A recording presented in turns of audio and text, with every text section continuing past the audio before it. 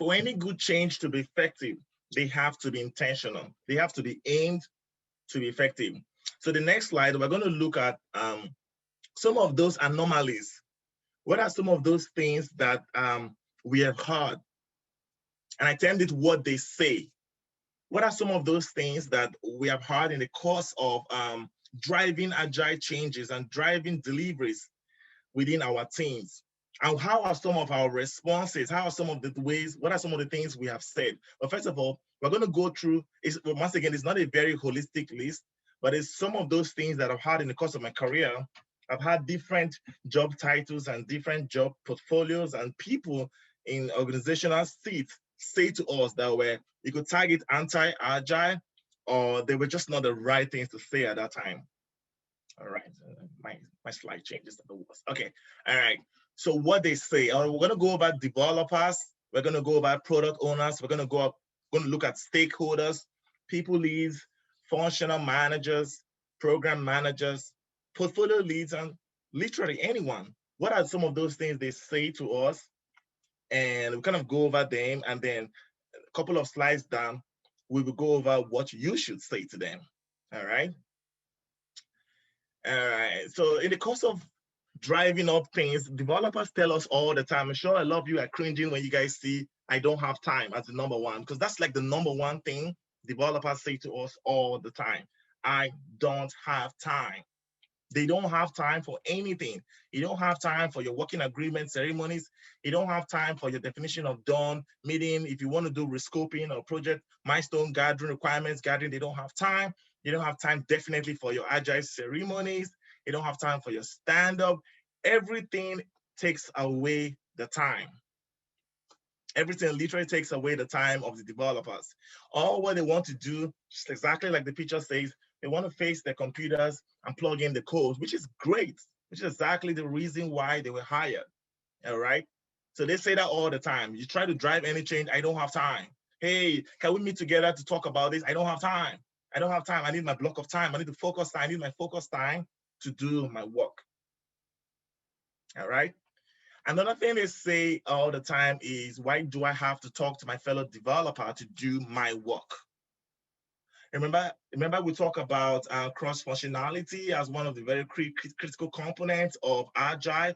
We think cross-functionality helps teams to be able to make the right decisions and make informed decisions all the time. It also breeds collaboration amongst people when developers cross-communicate and they have great collaborations among themselves. One key critical definition of done component is peer programming. And peer programming is a clear, good example of team collaboration, developers communicating and collaborating among themselves. 2014, I was at an engagement in PNC, and we were driving some changes with a value stream. I was a Scrum Master for a bunch of teams, and we had met earlier on and talked in our definition of done to include peer programming and peer programming as one of those things that we should do to ensure that different engineers get to know what the other engineer is doing. You know, just work side by side and bounce off each other. That was one of the major hurdles we had, because the developers were like, hey, why do I have to talk to the database? We're like, hey, why do I have to talk to the data engineer? And data engineer is like, hey, why do I have to talk to the architect? Architect is like, hey, I don't need to talk to the inside consultant. You know, that's a major hurdle all the time.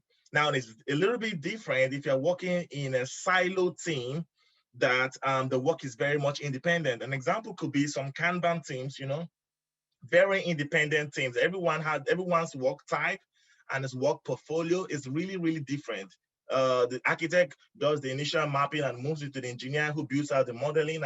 So everyone's work is clearly articulated and mapped out. Makes a lot of sense to have work broken out. But if the teams to work together, the team is a cross-functional team, it's great to drive those changes together with it. It's great to drive those changes and have them collaborate. And when you try to drive those communications by saying, hey, talk among yourselves, use the comment section, Tag yourselves on your tracking tool, whether it's Jira, version 1, whatever, Azure, whatever it is. They don't want to do all that. So these are some of the things you will get all the time. These are some of the things we get all the time, all right? So we get that. Why do I have to talk to my fellow developers to do my work? These are some of the things developers say to us. I don't have to talk to the data engineer. Why do I have to talk to them? And some of the times they are organizational blockers. Because take, for example, if the organization is promoting the specialist mode rather than the generalist mode, you will face this and more. Because when we say the specialist mode, what we're saying is that we are asking all the lines of work, for the lack of better term, the analytical lines of work to focus on their line of specialty and don't work on anybody's work, but just stay siloed on your work. That breeds some kind of specialization, which is good, and efficiency. But the whole concept of Agile is to ensure that when someone drops the ball, someone wins the lottery and leaves, or whatever happens to anyone, the team is on autopilot. The team is still able to deliver functionality to the stakeholders and as at when due. All right. So that could be an organizational blocker if the organization is promoting the specialist rather than the generalist mode.